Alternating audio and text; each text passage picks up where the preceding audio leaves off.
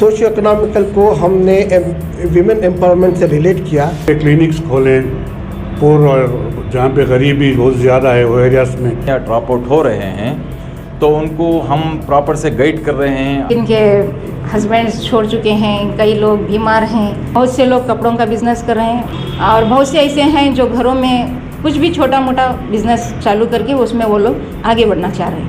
ऐसी जितनी भी schemes depending on the current situation जैसा होता है उसके हिसाब से हम गरीबों को मदद करने की कोशिश करते हैं। कोरोना वायरस के खौफनाक हालात में अवाम उन्नास इस कदर परेशान है कि ख़ासकर जो गरीब तबके हैं, जो दबे कुचले तबके हैं, वो तालीमी एतबार से भी दूर हो रहे हैं, उनके रोज़गार छीने जा रहे हैं और माशी तंगी की वजह से कई परेशानियों का सामना उन्हें करना पड़ रहा है। इन हालात में बेंगलुरु फ्रेंड्स एंड अलायंस एक तंजीम इस मकसद को लेकर उठी है कि इन लोगों के हालात को बेहतर किए जा सकें कि न सिर्फ तालीमी बल्कि माशी एतबार से भी इन्हें एम्पावर किया जा सके। इस ताल्लुक़ से बात करने के लिए हमारे साथ हैं अब्दुल रज़्ज़ाक़ साहब जो कि रुकन हैं बेनफ़ा के। बताइए सर, ये क्या बेनफ़ा है, क्या मकसद है इसका? हमने 3 जो बड़े बड़े बेसिक इश्यूज़ थे जिसके ऊपर हमने बड़े ही तवज्जो के साथ गौर व फिक्र के साथ सर्वे करके इसको आगे बढ़ाने के लिए हमने सोचा। बच्चों का जो प्राइमरी जो एजुकेशन प्रॉब्लम जो बच्चे फेस कर रहे थे उनको कैसे हैंडल किया जाए, फिर हेल्थ का इशू था। इन 3 रीजन को हमने अपना मकसद बना के आगे बढ़ाया। सोशियो इकोनॉमिकल को हमने विमेन एम्पावरमेंट से रिलेट किया। जो भी उनके जो अंदर के जो काबिलियत है उसको थोड़ा सा इकोनॉमिकल सपोर्ट देकर उनको हम किसी तरह आगे बढ़ा सकते हैं, उनके घरों के हालात को किस तरह हम सुधार सकते हैं। इस मिशन के साथ हमने ये प्रोजेक्ट शुरू किया है। न सिर्फ मुस्लिम कम्युनिटी बल्कि बहुत सारे ऐसे इकोनॉमिकली वीकर सेक्शंस हैं जो सेहत के मुताल्लिक़ बहुत ज़्यादा फ़िक्रमंद रहते हैं। तो बेनफ़ा की जानिब से सेहत के सिलसिले में जो है क्या प्रोजेक्ट्स हैं कि कम्युनिटीज़ को, ऐसे वीकर सेक्शंस को?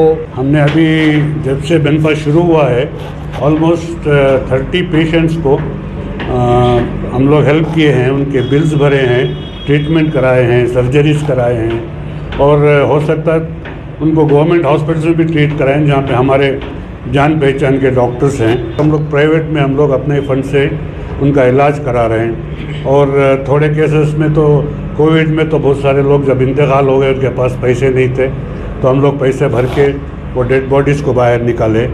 ऐसे बहुत सारे लोगों की मदद कर रहे हैं हम लोग। आइंदा जाके इसको हम लोग एक्सपेंड करना चाह रहे हैं। हो सकता है कि क्लिनिक्स खोलें पुर और जहाँ पे गरीबी बहुत ज़्यादा है वो एरियाज़ में एक छोटी क्लिनिक्स खोलें जहाँ पे इलाज बेसिक इलाज हो।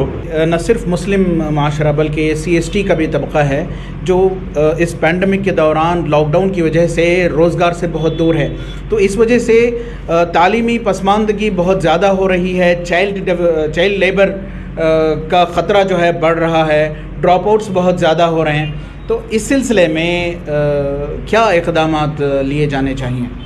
यहाँ पे देख रहे हैं कि बहुत से बच्चे ड्रॉप आउट होने की सिचुएशन में हैं या ड्रॉप आउट हो रहे हैं, तो उनको हम प्रॉपर से गाइड कर रहे हैं। अपने बच्चों को घर में ना रखें, जितना हो सके वहाँ पे स्कूल में जितनी फ़ीस है उसको कम कराने की कोशिश कर रहे हैं और वो कम भी कर रहे हैं बहुत सी जगहों पे।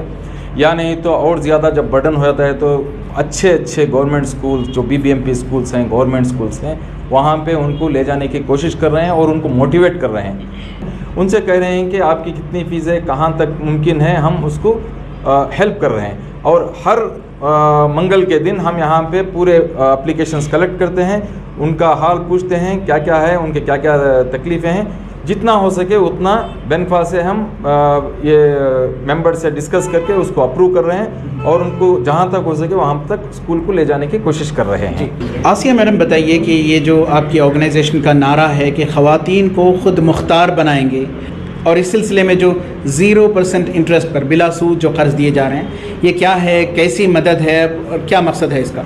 जैसे मैंने सर्वे किया है इस दौरान, ये ऐसे तो बहुत से लोग बहुत परेशानी से गुज़र रहे हैं, जिनका गुजरान चलना बहुत मुश्किल है। ज़्यादातर मिडिल क्लास के जो मेंबर्स जो पीपल्स जो घरों में हैं, जिनके हस्बैंड्स छोड़ चुके हैं, कई लोग बीमार हैं, कई लोगों के पास ठीक से छत नहीं है, तो ऐसे लोगों के लिए जो बेनफा जो विदाउट इंटरेस्ट जो स्कीम काढ़े हुए हैं ये बहुत अच्छी है।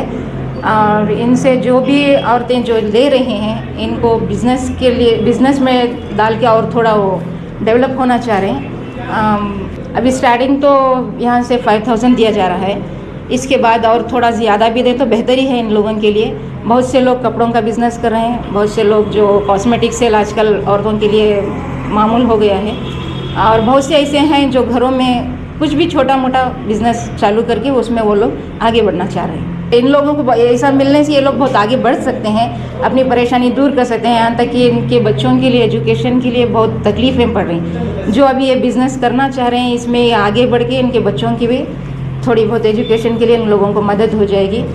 तो और भी ऐसी कई ज़रूरियात हैं कम्युनिटीज़ के वीकर सेक्शंस की, उस सिलसिले में क्या इक़दामात किए जा रहे हैं? हमारे पास बहुत अच्छा डॉक्टर्स का नेटवर्क है माशाल्लाह, तो उस नेटवर्क के हिसाब से अल्हम्दुलिल्लाह हमारे कॉन्टैक्ट्स यूज़ करके उनको हम फ्री ऑक्सीजन सिलेंडर्स दिए थे। और ये सिर्फ मुस्लिम कौम नहीं थी, आजू बाजू के जितने भी लोग थे उन लोगों को सब दिया गया था, मुफ्त में दिया गया था अल्हम्दुलिल्लाह। हमने रेशन किट्स का इंतज़ाम किया था, महीने भर का राशन उनको प्रोवाइड किया था। और ऐसी जितनी भी schemes depending on the current situation जैसा होता है उसके हिसाब से हम गरीबों को मदद करने की कोशिश करते हैं। बहुत बहुत शुक्रिया। हम बात कर रहे थे बेंगलुरु फ्रेंड्स एंड अलायंस, एक समाजी तंजीम जो इस मकसद को लेकर उठी है कि क्या मुस्लिम क्या हिंदू, हर वो शख्स जो पैंडमिक का शिकार है, कोरोना वायरस की वबा और लॉकडाउन का शिकार है, इन्हें समाजी, तालीमी और माशी एतबार से आगे लाया जाए और उनके हालात को बेहतर बनाया जा सके। रफ़ीक जब्बार, ETV भारत, बेंगलोर।